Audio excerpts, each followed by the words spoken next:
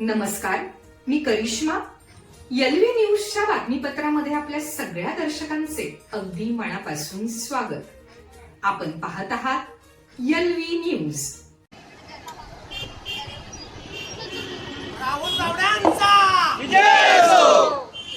अखंड हिंदुस्थानचे आराध्य दैवत छत्रपती शिवाजी महाराज, विश्वरत्न डॉक्टर बाबासाहेब आंबेडकर, राजमाता अहिल्यादेवी होळकर, नरवीर राजा उमाजी नाईक, त्यागमूर्ती विष्णुपंत दादरे, संत रोहिदास, संत सेना महाराज, संत नामदेव महाराज, संत चोकामेळा, संत गाडगेबाबा या महापुरुषांना मी विनम्र अभिवादन करतो.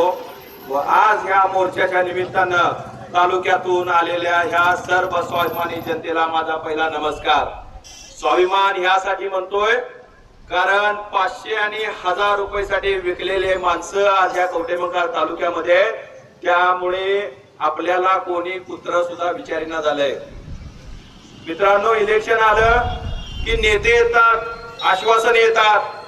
त्याचबरोबर आपल्याला वाटते त्यांची भाषणं ऐकून की आता कारखाना चालू होणार, आता आपले रस्ते होणार, आपल्या शाळा चांगल्या होणार, आपली पोरं चांगली इंग्लिश बोलणार, सुटाबुटात जाणार, मॉडेल स्कूल वगैरे अशी स्वप्न दाखवली जातात किंवा दवाखान्याचं स्वप्न दाखवलं जातं. जसं इलेक्शन संपतंय तसं नेते पण गायब होतात आणि आश्वासन सुद्धा गायब होतात. मात्र आता आपल्याला ह्या बदल करायची वेळ आहे. त्यांना जाब विचारण्याची वेळ आहे की बाबांनो, तुम्ही आश्वासन दिली, त्या आश्वासनाचं काय झालं. त्या कवठेमंकाळ तालुक्यामध्ये उन्हाळ्याचे दिवस चालू आहेत. पिण्याचा पाण्याचा प्रश्न गंभीर आहे, शेतीच्या पाण्याचा प्रश्न गंभीर आहे. पिण्याच्या पाण्यासाठी गढूळ पाणी सुद्धा या कवठेमंकाळ शहरामध्ये येतंय. ते पाणी ना पिण्याच्या पाण्याच्या लायकीचं आहे ना आंघोळीच्या लायकीचं आहे. माझं ह्या इथल्या प्रशासनाला सांगणं आहे की बाबांनो, तुम्ही चांगल्या पाण्याची व्यवस्था करा.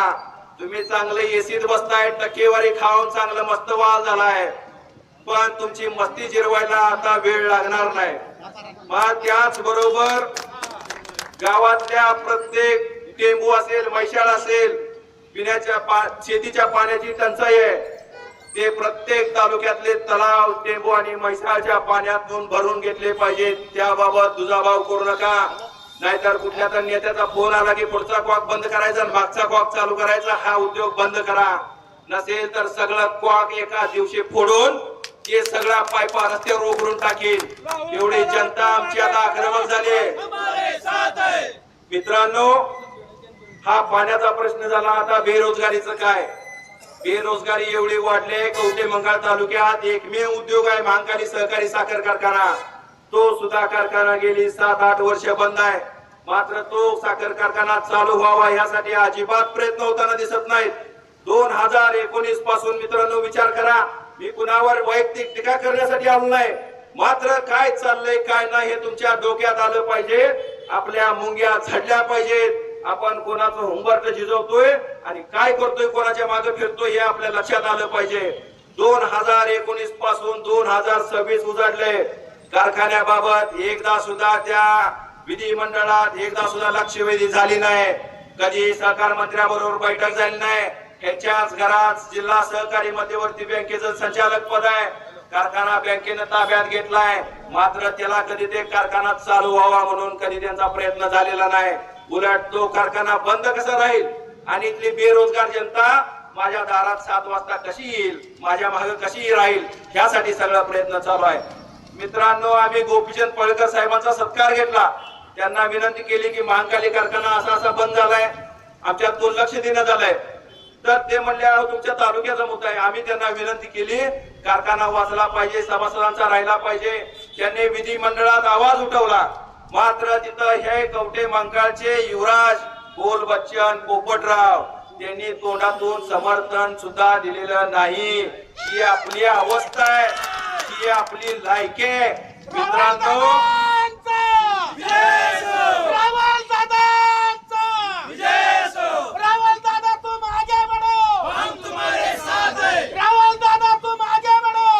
अरे मित्रांनो, त्या विधिमंडळात गेल्यानंतर ह्यांची भाषणं सगळी इंटरनॅशनल. तालुक्यातला कुठला विषय आहे का बघा? कारखान्याबद्दल, उद्योगधंद्याबद्दल, रस्त्याबद्दल. अहो, रस्त्याची काय अवस्था इथं कर्नाटीचं सरपंच आले, त्यांना विचारा. कवठे मंकाळ तालुक्यातनं त्यांनी यायचं बंद केलंय. जप मार्गे ते डबळापूर मार्गे कवठे मंकाळ मध्ये येतात. ही वाईट अवस्था आहे. तर यांचा विषय कोणता? कर्नाटकची गावं महाराष्ट्रात घ्या, रत्नागिरीची केमिकल फॅक्टरी बंद करा, इस्रायलवर बॉम्ब टाका, इराणवर बॉम्ब टाका, यांचं हे विषय. कारखान्याचा तुमच्या काय दात खिळी बसल्या काय कारखान्याविषयी बोलायला? त्या आमदाराला लाज वाटली पाहिजे. आपण ह्या तालुक्यातला एकही विषयाच्या विधिमंडळात मांडत नाही. किंवा ह्या कामगारांचं काय हाल झालंय. कोरोना काळात कामगार मेलेत अक्षरशः, पण त्यांना खायला अन्न सुद्धा नव्हतं. तेव्हा आमदार कुठे होते? त्यामुळं मित्रांनो, यांना तुमच्या बेरोजगारीचं काही पडलं नाही. यांना ह्या कवठे मंकाळ तालुक्यामध्ये यांनी जे तासगाव तालुक्यातून येतात, माझ्या स्वर्गीय आरारामांनी एकमेव सुतगिरणी उभा केली ते स्वामी रामानंद भारती. त्या स्वामी रामानंद भारती सुतगिरणीचा 3 वेळा लिलाव झालाय.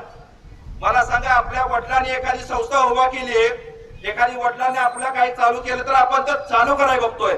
मात्र त्या वडिलांच्या नावावर आमदारकी बघतात, त्या पुण्य माणसाच्या नावावर तुम्ही राजकारण करता. मात्र त्याची नावाने त्यांनी उभा केलेली सुतगिरणी 3 वेळा लिलाव झाला. 45 कोटी कर्ज आहे. मात्र ती चालू करायची धमक झाली नाही. आमच्या सहकारी साखर कारखान्याची सुतगिरणी होऊ देणार नाही. तुम्हाला आज इथं सांगतोय.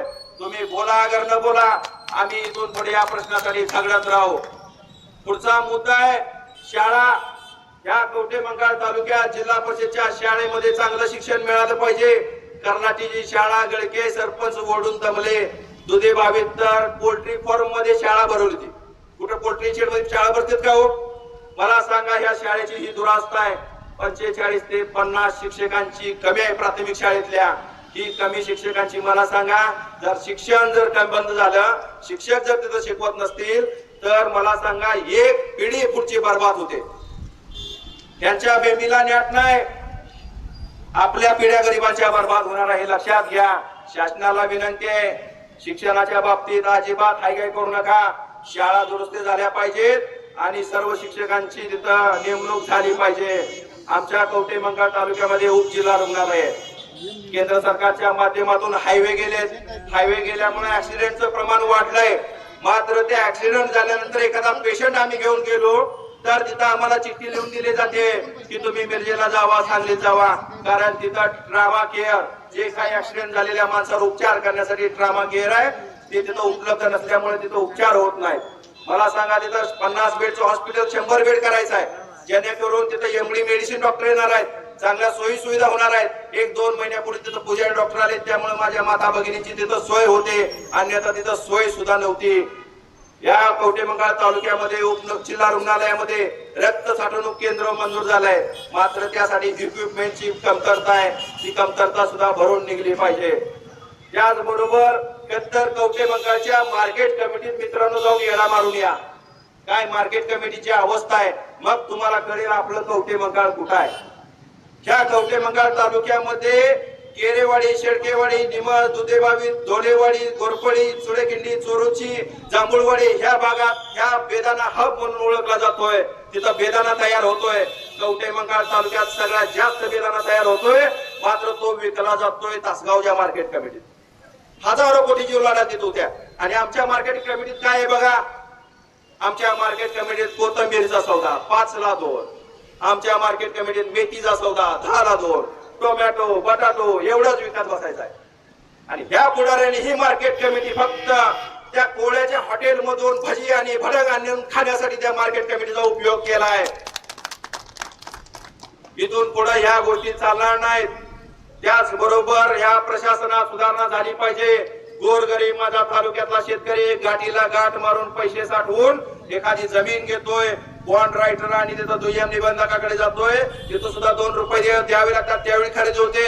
आणि तो दस्त घेऊन जेव्हा तलाठी कार्यालयात येतो, ते नोंदीचा कागद त्यावर 5,000 रुपये ठेवल्याशिवाय तलाठी नोंद धरत नाही. ही अवस्था आहे. त्यानं नोंद धरली तर त्या नोंदीचा कागद घेऊन सर्कलकडे 15,000 रुपये घेऊन जावं लागतात. तेव्हा ती सर्कल नोंद करतो. जर आपण नाही घेऊन गेलो पैसे, एखादा असते हुगला आमच्यासारखा की घेऊन कसा नोंद रद्द करतोय बघू, तर त्याच्याकडे लगेच कारण असते, टेक्निकल एरर आलाय, नोंद रद्द झालेली आहे.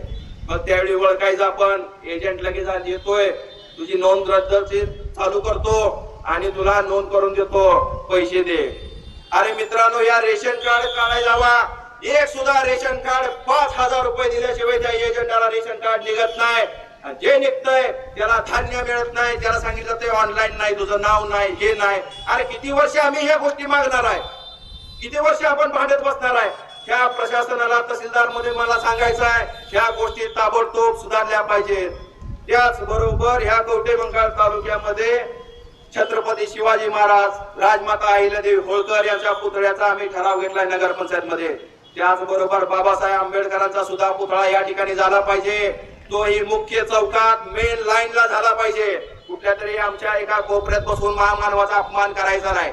तुमच्या दांडगी खोड ह्या प्रस्थापितांच्या, आमच्या महामानवाला जातीत फक्त विभागून द्यायचा. त्यामुळं डॉक्टर बाबासाहेब आंबेडकर, राजमाता अहिल्यादेवी होळकर, छत्रपती शिवाजी महाराज यांचे पुतळे झाले पाहिजेत. तसेच आमच्या ह्या फक्त पुतळ्यावर आम्ही थांबणार नाही. डॉक्टर बाबासाहेब आंबेडकरांच्या नावानं या ठिकाणी स्पर्धा परीक्षा केंद्र झालं पाहिजे मित्रांनो.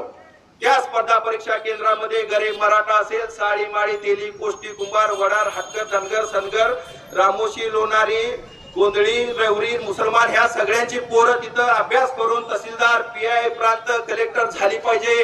फक्त पुतळ्यात आम्ही थांबणार नाही. पुतळा तर आमचा होणार तो स्वाभिमान आहे, मात्र पोरं सुद्धा शिकले पाहिजेत, कलेक्टर प्रांत झाली पाहिजेत. त्यासाठी आम्ही इथं बाबासाहेब आंबेडकरांच्या नावानं स्पर्धा परीक्षा केंद्र मागणी करतोय. तसेच डॉक्टर APJ अब्दुल कलाम यांच्या नावानं आम्हाला एक चांगली लायब्ररी मिळाली पाहिजे या कवठेमंकाळ तालुक्यामध्ये. मित्रांनो, तुमच्या शिक्षणाच्या बाबतीत अजिबात लक्ष देणार नाही, कारण त्यांनी सांगतात कार्यकर्ते आता काही काही तिकडून जाऊन आले सकाळी 7ला उमऱ्यात असतात. दादा उठला का, दादा उठला का, दादा आंघोळ झाली, दादा नाश्ता झाला, दादा जेवण करायला आले. 2 तास तिथे हेलपाटे मारते. अरे मित्रांनो, त्यांनी त्या कार्यकर्त्याला सांगते तुम्ही आम्हाला फुकट आमदार केलं नाही, 50 कोटी रुपये घातलेत, 60 कोटी रुपये घातलेत. मला सांगा, हे गरीब दाखवतेत तर 50-60 कोटी कुठून आले? तर ह्या तहसीलदार कार्यालयाच्या माध्यमातून व विविध संस्थांच्या माध्यमातून तुम्ही काय वसुली चालू केली आहे काय? तर तुम्ही हे आमदार नसून फक्त ते वसुली आमदार म्हणून तुमची लायकी आहे, हे मला तुम्हाला सांगावं लागेल. हा परिवर्तन मोर्चा फक्त सुरुवात आहे, सुरुवात आहे. हळूहळू लोकांच्या मनात आम्ही क्रांतीची ज्योत पेटवणार आहे आणि ह्या कवठेमंकाळ तालुका हा परिवर्तनवादी आहे. निश्चितपणानं पुढच्या वेळी जर कुठं कुणावर अन्याय होत असेल तर आम्ही तिथं ताकदीनं लढू. आम्हाला त्याची कितीही परिणामाची किंमत मोजावी लागली चालेल, पण मात्र किंचभर सुद्धा तुमच्यासाठी मी इथून पुढे मागे हटणार नाही, हा तुम्हाला मी या ठिकाणी शब्द देतो. आपण सर्वजण एवढ्या रणरणत्या उन्हात आलाय, आपण गाढवाचा मोर्चा काढलाय, कवठेमंकाळ तालुक्यावर गाढवाचा नांगर फिरवलाय. मित्रांनो, छत्रपती शिवाजी महाराजांच्या पासून आपण प्रेरणा घेऊन निघालोय. आपल्याला चांगलं सुराज्य निर्माण करायचं आहे. कवठेमंकाळ तालुक्यामध्ये छोटस का असेना आपलं राज्य निर्माण करायचं आहे. स्वाभिमान गहाण ठेवू नका. एक वेळ पैसे मिळतील, जमीन मिळेल, जुमला मिळेल, गाडी मिळेल, मात्र स्वाभिमान गहाण ठेवून पांडुगोळ्यासारखं वागू नका. कुठल्या तरी ग्रामपंचायतच्या, सोसायटीच्या, पंचायत समितीच्या, जिल्हा परिषदच्या तिकटासाठी कुणाचं तळवं चाटू नका. स्वाभिमानानं राहूया. कुठं काय अन्याय होत असेल तर तालुक्याच्या ठिकाणी आम्ही सर्वजण आहे, तुम्हाला ताकदीनं आम्ही सहकार्य करू. आणि कोण जर मस्तीला आला असेल तर ते मस्ती सुद्धा जिरवण्याची धमक आमच्या रक्तामध्ये. आमचं रक्त काय ऐऱ्यागऱ्याचं रक्त नाही. राजे यशवंतराव होळकर, मल्हारराव होळकर, तुकोजी होळकर. अरे तुकोजी होळकरांनी पुरल्याला अब्दाली बाहेर काढून त्याच्यावर नाचलेला तुकोजी होळकर आहे रे. वाळव्याचा बोरगावचा बापू बिरगावचं रक्त आहे, आमच्या रक्ता अंगामध्ये सळसळत आहे. त्यामुळे आमच्या नादाला लागायचा प्रयत्न करू नका. या ठिकाणी मी तुम्हाला एवढंच सांगतो की ह्या कवठेमंकाळ मध्ये आपण एकजुटीने राहूया.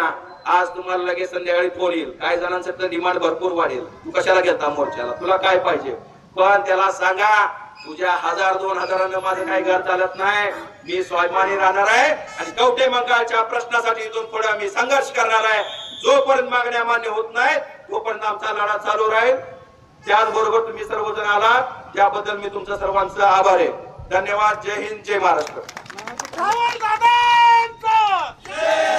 राहुल दादा तुम आगे बढ़ो, हम तुम्हारे साथ हैं.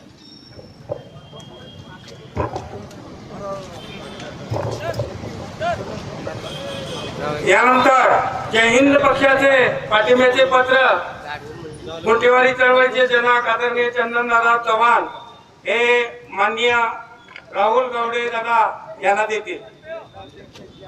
तसे जिल्हाध्यक्ष मासा साहेब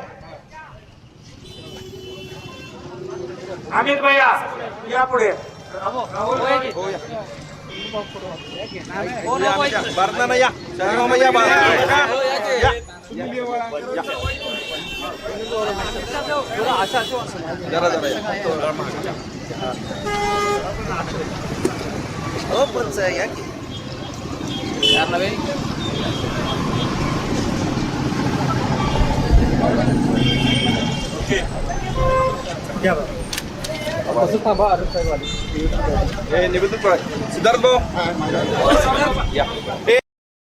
चालू घडामोडींचे अपडेट्स जाणून घेण्यासाठी आपल्या एलव्ही न्यूज चॅनलला सबस्क्राईब जरूर करा, लाईक करा, शेअर करा व कमेंट देखील करा.